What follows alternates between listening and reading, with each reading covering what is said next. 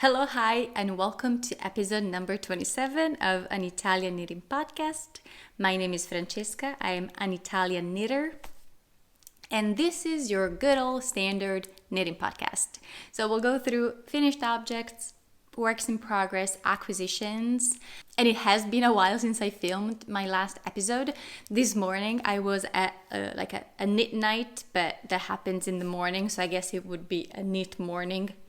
I don't know if that's how you call it, but I was with a couple of friends and one of them was like, it might be time for another podcast episode. I was like, yes. So here I am. And I guess I also figured that you would have enough knitting content this time of year on YouTube from all the Vlogmas episodes. I've been watching a good amount of Vlogmas myself. I also was sick for a few days earlier this month, and so that was the perfect time of the year to be sick, to be fair, because there was enough videos to just really keep me company the entire sickness, which lasted a few days, as I mentioned. So if you are planning to get sick, I think December is a good time to do so. Cool.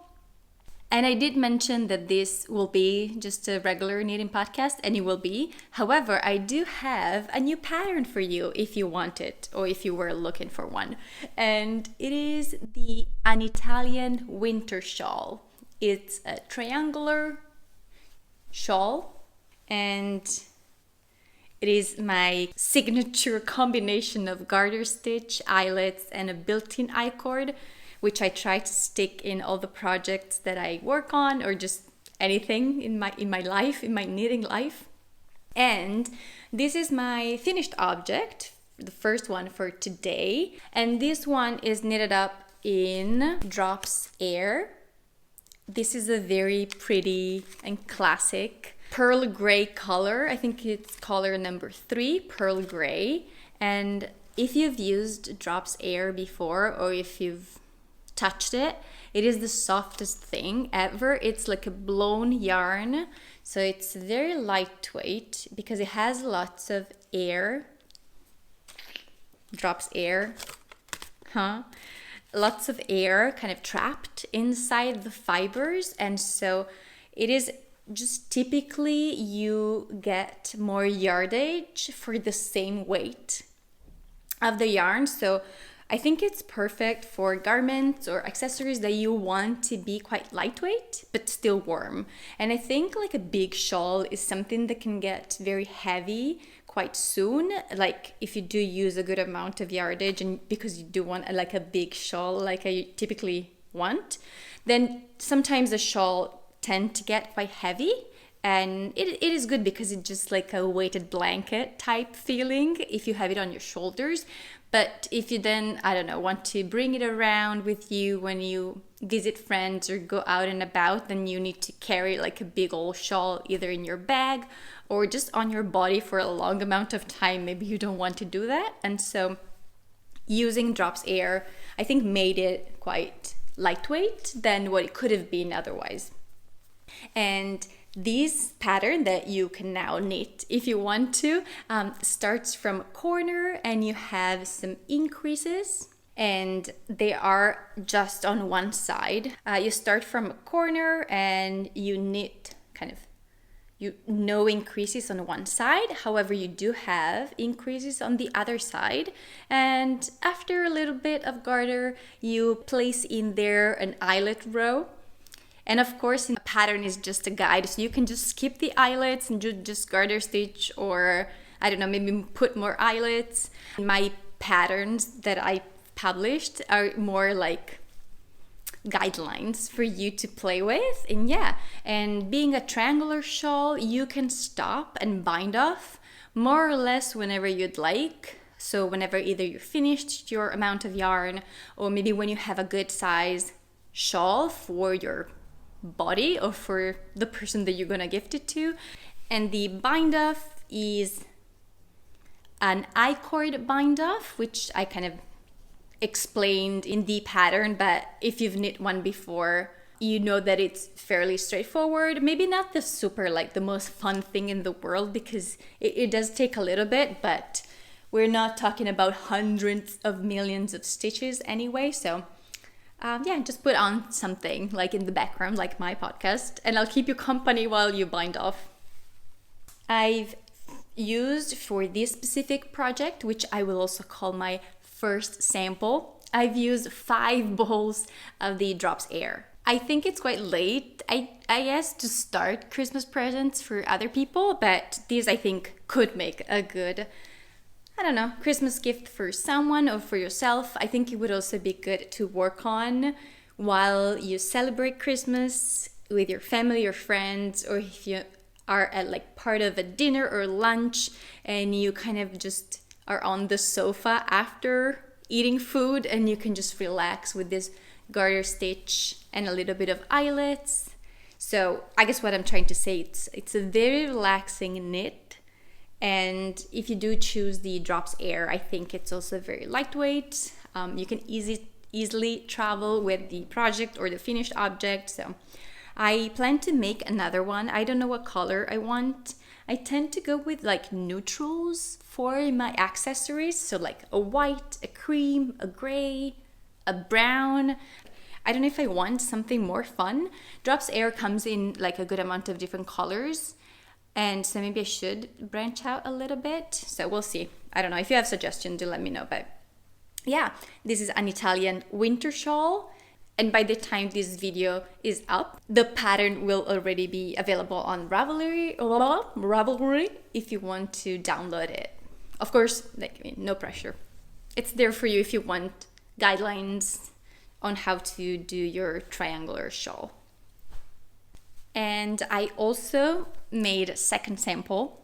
I love to say sample because I feel so professional, but I guess in other words, my second finished object is an Italian winter shawl, and it's a green version. Let me put it on. And as I mentioned, this is in a green color, which I do really like, as you know. And for this one, I went with like a more traditional yarn. So not a blown yarn, but just like your standard worsted to Aran weight yarn. This one is Borgo dei Pazzi Amore. And it has some cashmere content. I did mention it last time. And I've used 6 balls of this yarn. So a little more than the balls of yarn that I use of Drops Air, meaning that for more or less the same size, as these both are the same size, this shawl weighs a little bit more. It's still very airy, it's garter stitch, it has eyelets, so it's not like a particularly dense fabric, but this one has a little bit more weight to it. And we're talking, of course, about the same construction where you start from a corner or a tip and you increase just on one side, and after a few rows of garter stitch you insert your row of eyelets, and you keep doing that until you're ready to bind off, which in this case I've done here, and it's the same I-cord bind off that I mentioned before. I didn't end up using my entire quantity of yarn because I didn't want it to make it overly big. I think this is a good size for my body. So I'm thinking I might do like headbands, companions to go with the shawls. I think I might have enough of the Drops Air left over to make a headband. I'm not sure about the Borgo dei Pazzi Amore. This might not be enough to do anything. But maybe I'll start. I'm planning like a headband, as in maybe like a strip of garter stitch, which then I'll do a twist and sew. I could even make one for my daughter who has a smaller head, so it'll take me less yarn. We'll see. So this second finished object was also an accessory. And my third finished object is also, you guessed it, an accessory. However, it is knitted in an Advent set from 2023. And today is the 15th of December 2023. And the fact that I've used up the entire advent calendar tells you that if you have the same advent calendar, you'll be spoiled. Because what happened is that I opened the entire calendar, even though it's not Christmas. And my excuse is that I was sick for a few days and I just wanted to knit on something relaxing, garter stitch, very easy. And so I just opened up all the future dates. Okay, I got it off my chest, and the calendar that I'll spoil with my next finished object is snail yarn. She's a hand dyer from Italy and she's Valentina. I'll link snail yarn Instagram and Etsy shop below if you want to browse around. This is the card for this year's advent calendar. The color wheel is the name. And I guess a little bit of a background. This is my first ever advent calendar that I've ever ordered or used in my life, and it was so fun to open the mini skeins and knit them up and see kind of the fade in this case, or I guess the color progression. And I actually didn't know what pattern I want to make with my first advent calendar, I guess first yarn advent calendar. And what I've done is I actually did some swatches beforehand with non-advent calendar yarn, just the regular scraps that I had in my stash.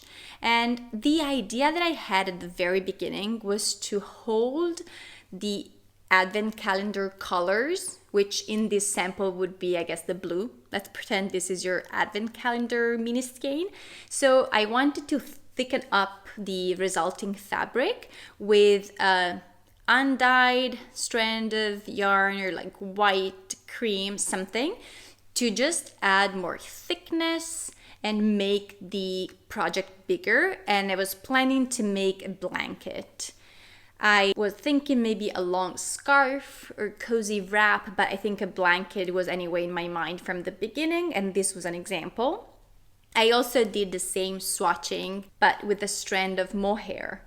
So they have the same concept of a color plus a neutral white creamish strand, but this is just a fingering wool, and this is a strand of mohair.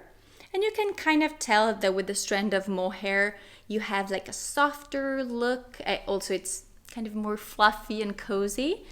And in the end, I didn't like it. I liked the knitting experience because it is a bit of a thicker yarn, which, I don't know, I think it's easier to work with than a fingering strand of yarn. But I did not love the resulting kind of color effect, the marling effect, I guess that's the proper name. And so I was like,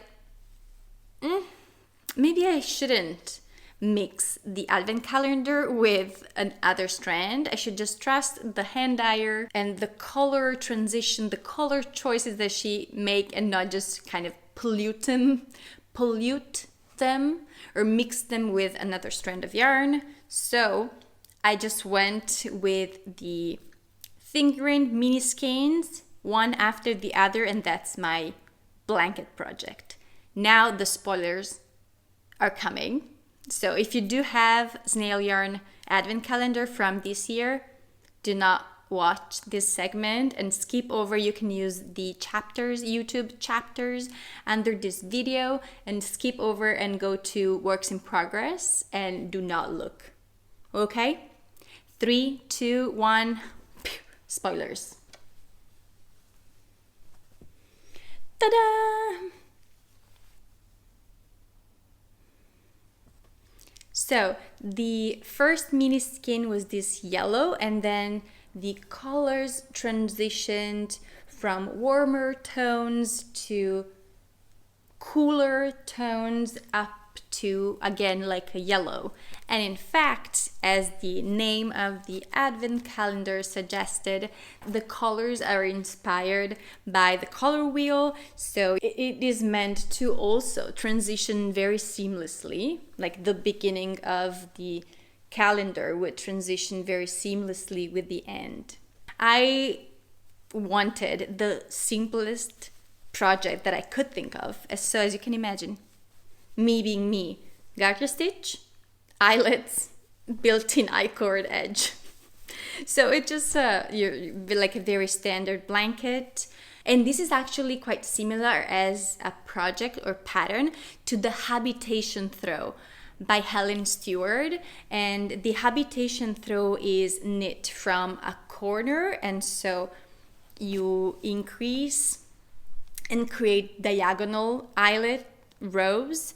And the downside for me for that pattern is that I would have to kind of pay attention to increase at certain spots, and then like the second half of the blanket you decrease, and so you need to pay a little bit more attention to it. You cannot just like knit without thinking about anything at all. And also what would happen is that you would have bigger strips of the colors at the beginning of the blanket, while the colors closer to the diagonal of the blanket would have like a would be more narrow.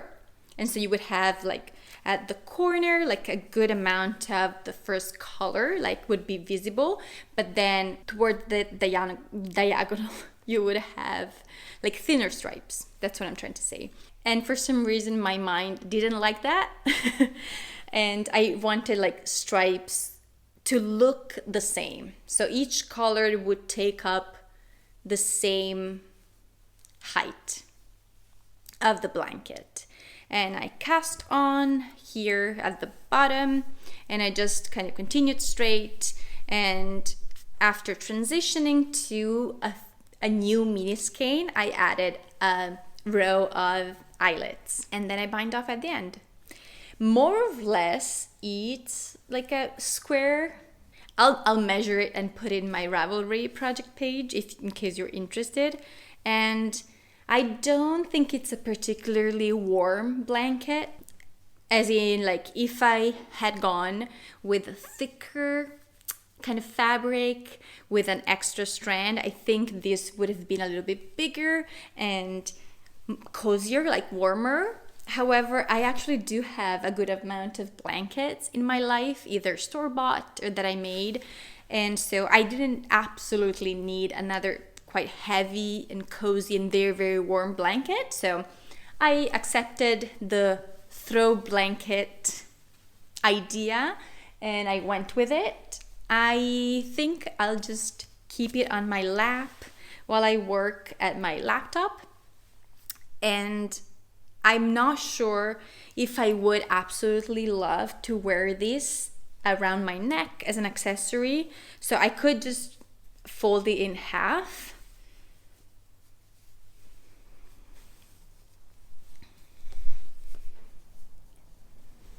And use it as a triangular shawl.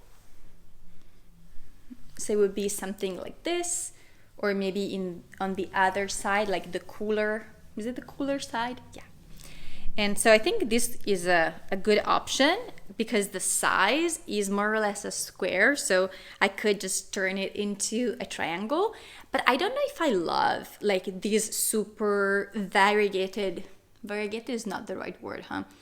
This super like fade color transition, like it's a rainbow, right? Like the color wheel is more or less kind of all the colors of the rainbow and beyond, like all the colors, I guess. So I'm not sure if I will enjoy wear this as a scarf, as an accessory to go out under my coat. I guess I could, or maybe I could just drape it over my shoulders as a little fun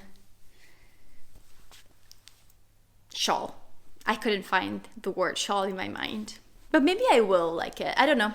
I'm open to different usages, different use cases, different ways of using these pieces of fabric, but at least it'll be a very nice throw blanket. I don't know if I'll use it in a different way, but yeah, I just plan to have it in my office room.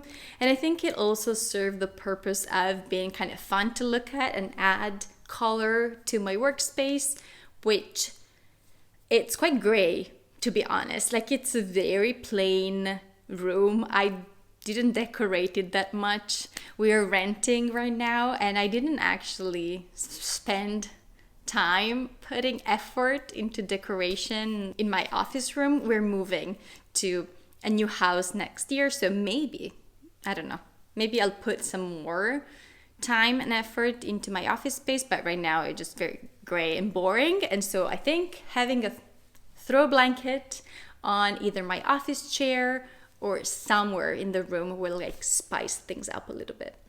And yeah, I would 100% recommend the idea of a simple, small-ish piece of fabric in garter stitch with eyelets if you want to, but otherwise no eyelets would look very good, especially if you have a fade advent calendar, because then you don't need to put any effort and you just see the color transition from the top to the bottom. If you look at the Habitation throw projects on Ravelry, you'll see many people who did the blanket with all the stripes but without using a fade or an advent calendar, and they just have leftovers one after the other, and that looks very pretty as well. So if you are looking for like a similar vibe pattern or project, I guess you can look the Habitation throw. Otherwise, look at my Ravelry project page below for like notes on what I've done, and I guess just the number of stitches that I cast on at the beginning and the needle size I used and things like that. I don't know if it's necessary for me to write a pattern. I guess it is in the exact same vein of all my other garter stitch eyelets patterns. So, oops. So maybe I should just write up a one-pager, like a one-page PDF with this pattern, or I guess guidelines or notes, and so that you can use it for your own advent projects as well. Maybe I'll do that. Let me know if you have any interest. I thoroughly enjoyed the advent calendar from Snail Yarn, and I think I will get another one next year. I don't love like speckled hand-dyed yarn for some reason. I do not know why. Maybe because I've used it quite a lot in the past when I knitted a lot of shawls from Andrea Mowry where they had like the super pretty fade. So maybe I've used it and I'm like, okay, I'm ready for something else. But I love the fact that these colors are all tonals. Is that how you say? Like they have one single specific color, each of them. And there is some variation, like some little bit of, I think you can see here in this purple, like it's not a flat color by any means, but there's no speckling. And I really like that. And Valentina also sells kits with like 4 skeins of like a fade.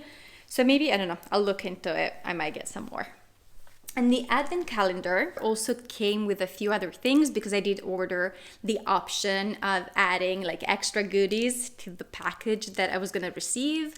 And so I did receive a mug, some tea, a candle, and like general cozy items and gifts. I really love all of them. Ooh, there's something that I absolutely love, and it's a hand balm, like a hand, like thick, heavy cream, a butter almost. I'll insert a picture, and I will definitely 100% purchase from the person who created that product. They are also Italian. I'll link information, and they have a shop on Etsy. There's another hand cream that I would like to get, and maybe a lip balm. And yeah, in the calendar I also received some stitch markers, which I gladly added to my stitch marker collection. And this concludes my finished objects section. So if you didn't want to see the advent calendar project, welcome back. Let's move into works in progress. I have 2 blankets, 1, 2, and 1 garment. You've seen one blanket and the garment, but you have not seen this one. So maybe I'll just quickly put it out of the way. This is the most simple garter stitch blanket that you've ever seen. So maybe not the most simple, yeah, maybe the most simple. And it's knitted up on the bias, I think it's the proper term. And it's actually started from a corner. So you start from here and you increase both on the right and on the left of the right side row.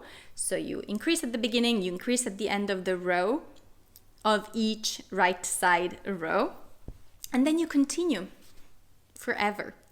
And by forever, I mean until you finished half of your yarn, and you will have a triangle like so. I haven't actually finished half of my yarn.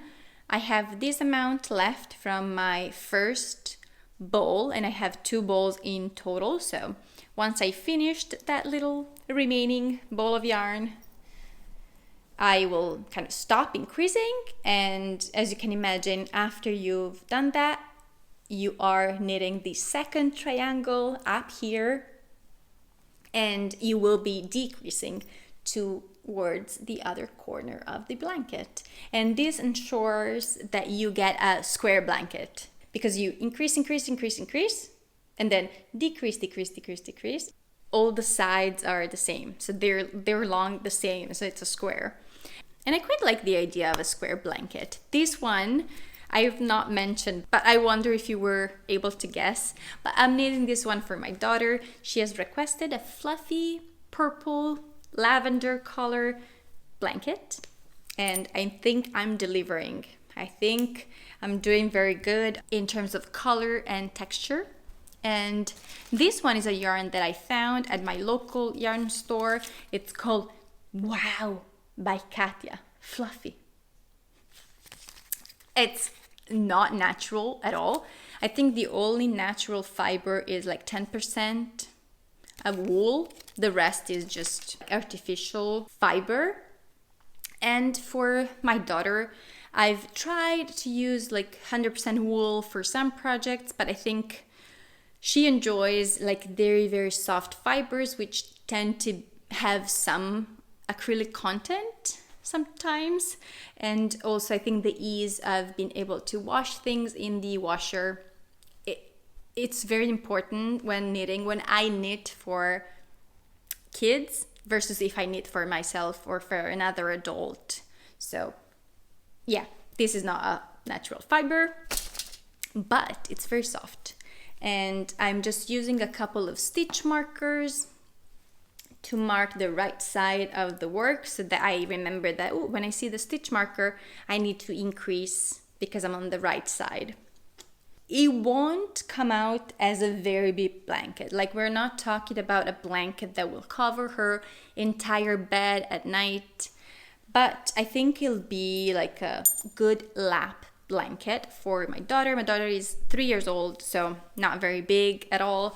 And I think this will be kind of enough to cover her body, her lap while she plays. I don't know. Maybe we can use it a little cover, like to pretend to have a tent somewhere. I think it'll be versatile, soft, good color. It's actually pretty warm. I have it on my lap right now, and it's keeping me quite cozy. So I'm excited to finish it. And by blocking it, I think I'll just gain some more surface area, just because garter will easily stretch a little bit for me. And so I can, if I want to kind of make it a little bit broader, maybe a little bit, bigger, I can kind of pull it while it's drying. I think I can do it.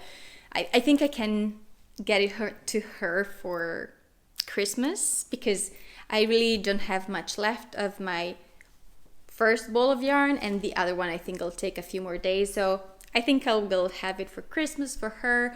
And the construction of this blanket is actually the very same exact thing as one of the squares from the Sweet Shop blanket, which I will show you right now. Since we finished talking about this blanket, I have the Ravelry page linked below if you want more details, but yeah, just very fluffy. Sweet shop blanket. You've probably seen quite a few of this on the knitting YouTube or I guess Instagram as well. This is a pattern from Laura Penrose and is constructed, or I guess built, made up by a lot of triangles, and each kind of colored triangle is paired up with a main color triangle, and the two together make up a square, and the blanket is lots of squares. You can make it bigger, smaller. You decide the size of the blanket based on how much patience you have to keep building up on this blanket. And I actually didn't finish one, and I was like, damn, I should have finished it before showing it in the podcast. However, I feel like it's actually useful to see how like a square is knitted up. I even removed the needles, so. And the very first square that you make, you start from a corner, you increase, and you then knit the second triangle. So very similar to the fluffy blanket that I showed before. But then after that, for every other square, you have to pick up stitches from that first square and then build from there. So it's very convenient because you always have a blanket. It's not one of those constructions where you build like 50 mini squares and then at the end, after like 3 years, you find the strength to sew them together, and then only then you have a finished wearable blanket, usable blanket. This time around, like with this specific pattern, you actually always have a blanket. It's just that it starts small and then you keep building on it. So if you weaved in the ends, or if I weaved in the ends, I would be able to use this as a blanket already for my daughter, probably, because this is quite small so far. But yeah, if I were to finish this in progress square and add another one here, I think this would already look quite complete. And so you can kind of build up if you want to, or you can enjoy the blanket as is for a little bit and then add later on it if you want to. And I don't know, I think it's very smart. Laura is a smart person and a smart knitwear designer. And for this blanket, I'm using scraps. So I'm not actually like going with a color scheme. There's no fade here, unlike the advent calendar project that I showed before. This is just leftovers that I had in my stash, and I'll just add them here. The only thing I'm paying attention to is that, I don't know, if I have like 2 greens or 2 blues, I will not put them right next to each other if I can. So I don't know, there's a blue here, and then I needed other colors and then added a blue here so that they're just not next to each other. And I will also add to this blanket the mini skeins that I got as part of a scrappy advent calendar swap from another knitter, and we're part of the Creabea's scrappy advent swap from this year, 2023, and I received from my partner in crime already a few colors, and they're all packaged. Oh, I did bring tomorrow's box and tomorrow's packet to show you how like nice they are. And I think so far they all have a stitch marker for me in there, and I think they are handmade by her. I don't know, I didn't get a confirmation, but yeah, I got like a few colors, and these will just go into my blanket during the second half of December. So first half of December, I did my simple like advent project with the fancy hand-dyed advent calendar, and second half of December, I'll dedicate my attention and time to this blanket, I think, with the scraps. The only, I think, downside, or the thing that I don't absolutely love about this pattern, is the fact that it's not 100% mindless. Like, you need to pay attention at what you're doing while picking up stitches and There are like some decreases, some short rows. So it's not just all garter stitch without thought. It's garter stitch with some thought, which I think for the vast majority of people would be a positive thing and a thing to keep them entertained. But for me, it's good sometimes, but not good other times, where I just want to knit and not have to think or look. But other than that, it's still like a simple knit in the sense that there are no fancy stitches or like complicated stitches. I never once had to like rip back because I made a mistake. Like it's very straightforward. It's very well explained. It was like test knitted, and there are like lots of projects already made. So you know that you can trust the pattern. And I've seen a good amount of people making this blanket with a fade or with like a color combination that's cohesive, like all in a couple of tones. And so you could get this blanket to look more intentional in terms of color choices and not just like a patchwork project like mine is. So yeah, you can customize it very easily, I guess. You can customize the vibe and the look. Last work in progress, you've seen it before last time, is the only garment I've really just dedicated myself to blankets and shawls. And it's possibly because I just was fairly busy this time of year. And in my experience, blankets are way easier than garments. So that's what my mind wanted. And that's why this in progress garment is not finished, even though it was quite close to completion during last episode. So I think for like a month has passed since my last episode, I didn't pick up the pace. This is the Stockholm Sweater by PetiteKnit. Oh, I did actually sew down the collar, which I hadn't last time, right? So now I did it. This is a double folded collar. As you know, it's not my favorite. However, I feel like it looks pretty good. I'll try it on in a second, but I feel like since it's quite like a wide collar, I think it looks good as like a double fold. Like if it's chunky, like double folded collars typically are, I think it looks good because it's kind of like a statement collar. Like the rest of the sweater is plain and simple, and so I think the collar is what stands out, and I'm okay if it's quite chunky and visible, I guess. Anyway, I'm at the part where I am attempting a split hem. The pattern calls for a regular hem, like a regular ribbing, that's what I meant, which is in the round, 1 by 1 ribbing. However, I was like, I'll do a split hem. I have done a split hem for a test knit not too long ago, and that was the Diane sweater by Colibri by Joanna. And so I was like, I want to do a split hem here too, since I can.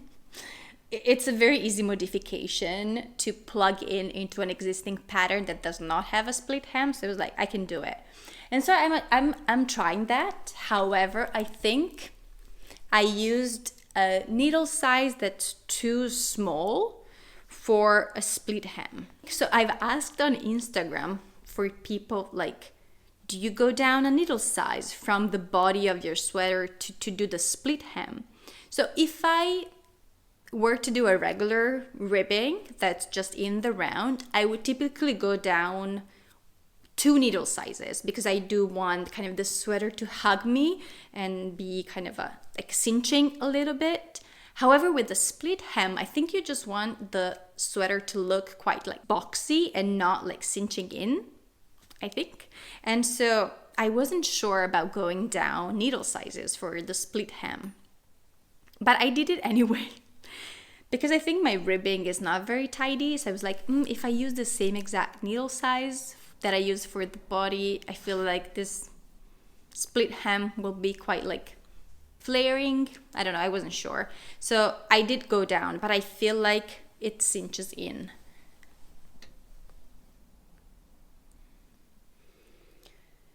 So I think I'm re-knitting. I mean, I didn't knit a lot of ribbing, so I think it's totally doable and not heartbreaking to rib back this amount of ribbing. I think I either need to use just one size smaller compared to the body, or even the same exact needle size as the body. I will do some thinking, but in the meantime I'll try it on for you. And this is the color that I mentioned before, like the chunky kind of statement-ish color. I quite like it actually. I don't know yet if I will insert a little strand of elastic thread around the top edge to make it a little bit closer to my neck. I cannot tell if it flares up, like it flares out a little bit at the top. I think I'll just finish everything and then try it on and see how it looks before deciding anything with the elastic thread. But yeah, I'll show you. Can I show you the bottom rib? Not sure. I think it's like pulling in a little bit, and it's not the look that I want. I want the split hem to kind of flow seamlessly from the body of the sweater and kind of lay flat and not cinch in.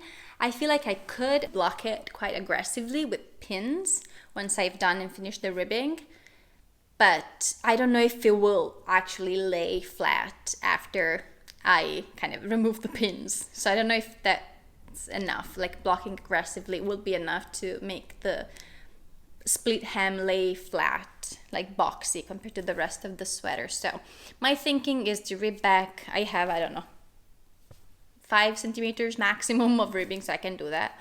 And I think going down 1 needle size compared to the body, or just use the same needle size. But yeah, and just like making a split hem just means that after you're happy with the length, you've knitted the length of the body in the round, what you do is you just start knitting the front back and forth in ribbing while the back is on hold on a scrap yarn or tube, like one of the cool barber tubes. And then once you're done with the front, you put those stitches that were on hold on the back of the sweater, you put them back on a needle, and you do back and forth the other half of the stitches.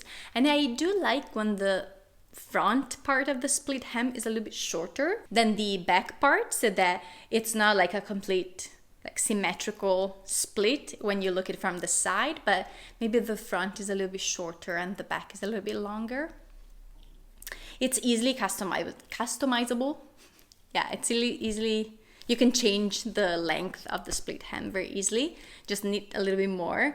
The yarn I'm using is a beautiful, lovely combination of Filcolana Arwetta and Filcolana Tilia, which is the mohair. And they're both in the colorway light truffle, which is a beauty.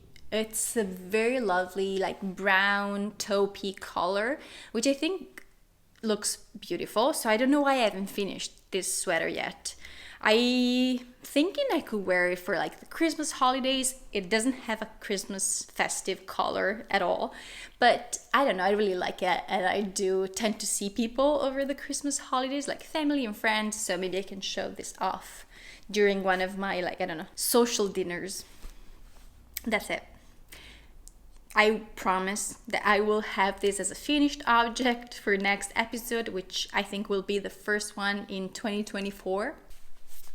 And this was my last work in progress, which I will keep on until the end of this episode, just because we have just a few minutes, couple of minutes, because I just want to show you my acquisition for this time around. And I purchased some pure and simple wool by the Vendole. They're an Italian brand, I guess Italian makers, Italian artists. And this is the colorway pattini, which means roller blades, roller skates. It's 100% wool from Italy, and I really, really, really love this colorway. It's soft and dreamy. I mean, I did say that I do not enjoy speckled yarn, but I guess it's not true. I will make an exception for speckled yarn on a cream white dreamy color base color. So I think those speckles on the white look beautiful. I don't know if I would enjoy like the same speckles on like, I don't know, bright pink yarn. So I do, if the base color is white or cream, I think I'm okay with anything. Especially if it's made by Lanivendole. This is their card actually, which I think it's stunning. And they do have a YouTube channel where they do showcase their creations. They also made boxes with yarn and a pattern and mugs. They made a few for Christmas. But yeah, check them out. I have 3 skeins of this, which means 300 grams, which in total means 900 meters. And I plan to hold this with a mohair. I have this color in my stash, and I think it's a good match. It's a good match. And I plan to make a sweater, 900 meters. If I do hold the mohair with it, it's a good amount for a sweater for me, for my size. And I'm tempted to make, you will laugh, but I'm tempted to make another no frills sweater by PetiteKnit, just because it's simple and I know it by heart. But I don't know, maybe I'll do something else. Since the yarn is quite like fun and dreamy, I don't want to do any stitch patterns with it.